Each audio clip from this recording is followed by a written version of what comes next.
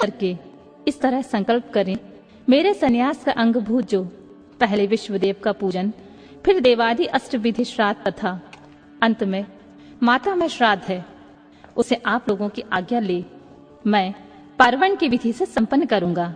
ऐसा संकल्प करके आसन के लिए दक्षिण दिशा से आरंभ करके उत्तरोत्तर कुशों का त्याग करें। तत्पश्चात आचमन करके खड़ा हो वर्णक्रम का आरंभ करें। अपने हाथ में पवित्र धारण करके 2 ब्राह्मणों के हाथों का स्पर्श करते हुए इस प्रकार कहें, विश्वदेवार्थे भवन्तु व्रणे भवदयानां नांदि श्राद्धे क्षण प्रसादनीय। अर्थात हम विश्वदेव श्राद्ध के लिए आप दोनों का वरण करते हैं। आप दोनों नांदी श्राद्ध में अपना समय देने की कृपा करें। इतना सभी श्राद्धों के ब्राह्मणों के लिए कहें। सर्वत्र ब्राह्मण वरण की विधि का यही क्रम है। इस प्रकार वरण का कार्य पूरा करके 10 मंडलों का निर्माण करें। उत्तर से आरंभ करके 10 मंडलों का अक्षत से पूजन करके उनके क्रमशः ब्राह्मणों को स्थापित करें। फिर उनके चरणों पर भी अक्षत आदि चढ़ाएं। तदनंतर संबोधन पूर्वक विश्वदेव आदि नामों का उच्चारण करें और कुश, पुष्प, अक्षत एवं जल से इदम व पाद्यम कहकर पाद्य निवेदन करें। इस प्रकार पाद्य निवेदन करके स्वयं भी अपना पैर धो लें और उत्तराभिमुख होकर आचमन करके एक एक श्राद्ध के लिए जो 2-2 ब्राह्मण कल्पित हुए हैं उन सबको आसनों पर बिठाएं और यह कहें, विश्वदेव स्वरूपस्य ब्राह्मणस्य इदमासनम। विश्वदेव स्वरूप ब्राह्मण के लिए यह आसन समर्पित है। यह कुशासन दें और स्वयं भी हाथ में कुश लेकर आसन पर स्थित हो जावें और कहें, अस्मिन् नांदी मुखे श्राद्धे विश्वदेवार्थे भवदयानां क्षणः क्रियाताम्। इस नांदी मुख श्राद्ध में विश्वदेव के लिए आप दोनों क्षण समय प्रदान करें।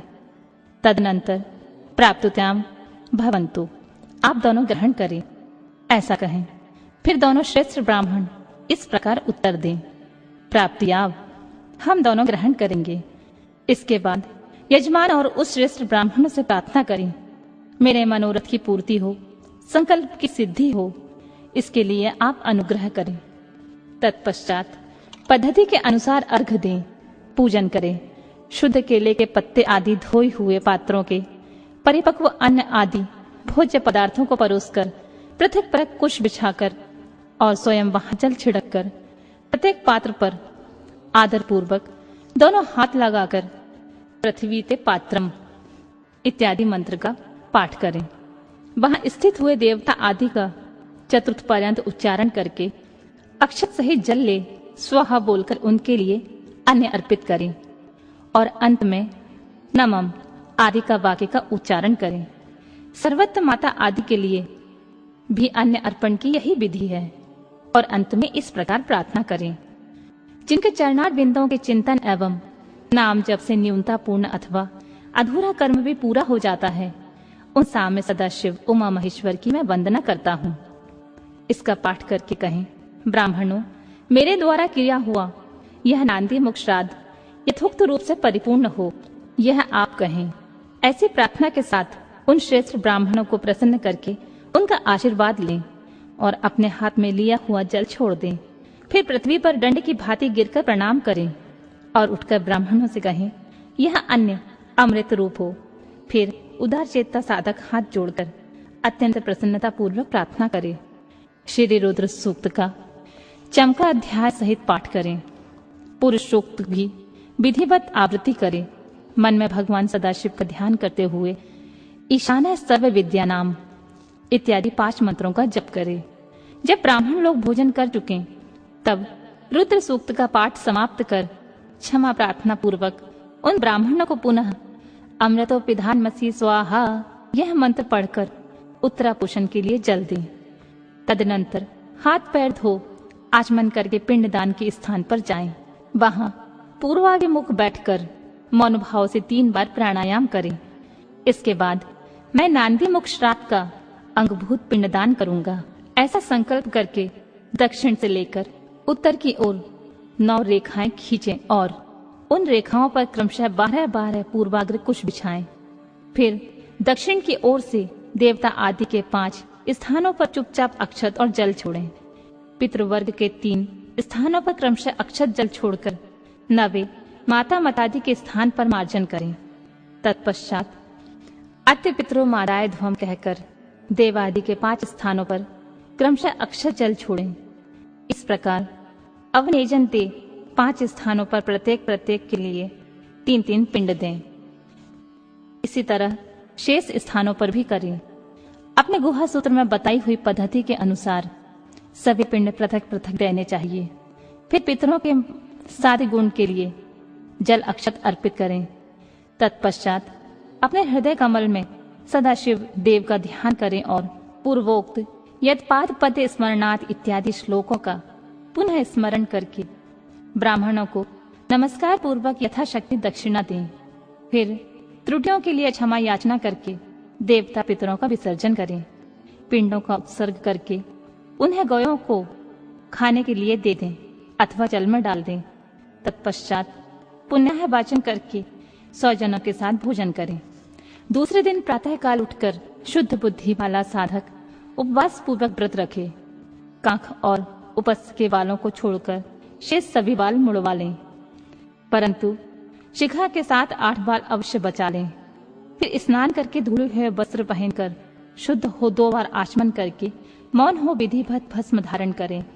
पुण्य वाचन करके उनसे अपने आप का प्रोषण कर बाहर भीतर से शुद्ध हो होम द्रव्य और आचार्य की दक्षिणा को द्रव्य को छोड़कर शेष सभी द्रव्य महेश्वरार्पण बुद्धि से ब्राह्मणों और विशेष शिव भक्तों को बांट दें।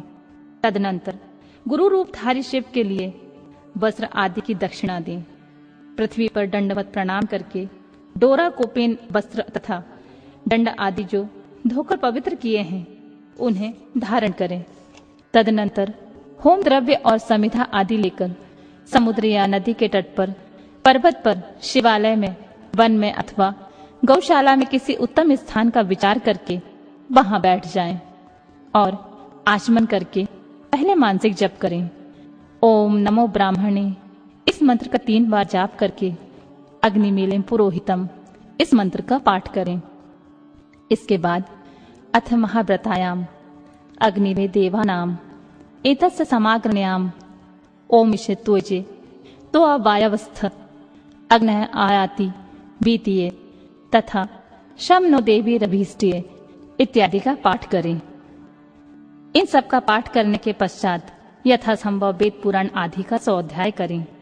इसके बाद ओम ब्राह्मणे नमः, ओम इंद्राय नमः, ओम सूर्याय नमः, ओम सोमाय नमः, ओम प्रजापते नमः, ओम आत्मने नमः, ओम अंतरात्मे नमः, ओम ज्ञानात्मे नमः, ओम परमात्माने नमः इत्यादि रूप से ब्रह्मा आदि शब्दों की आदि में ओम और अंत में नमः लगाकर उनके चतुर्थ पर्यंत रूप का जप करें।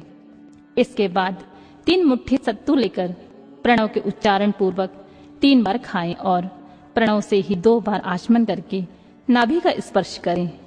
उस समय आगे और अंत में नमः स्वाहा जोड़कर उनका उच्चारण करें तथा ओम आत्मने नमः स्वाहा, ओम अंतरात्मने नमः स्वाहा, ओम ज्ञानात्मे नमः स्वाहा, ओम परमात्मने नमः स्वाहा, ओम प्रजापते नमः स्वाहा इति। तदनंतर पृथक प्रणव मंत्र से ही दूध दही मिले हुए घी को अथवा केवल जल को 3 बार चाटकर पुनः 2 बार आचमन करें। उसके बाद मन को स्थिर करके सुस्थिर आसन पर पूर्वाभिमुख बैठकर शास्त्रोक्त विधि से 3 बार प्राणायाम करें।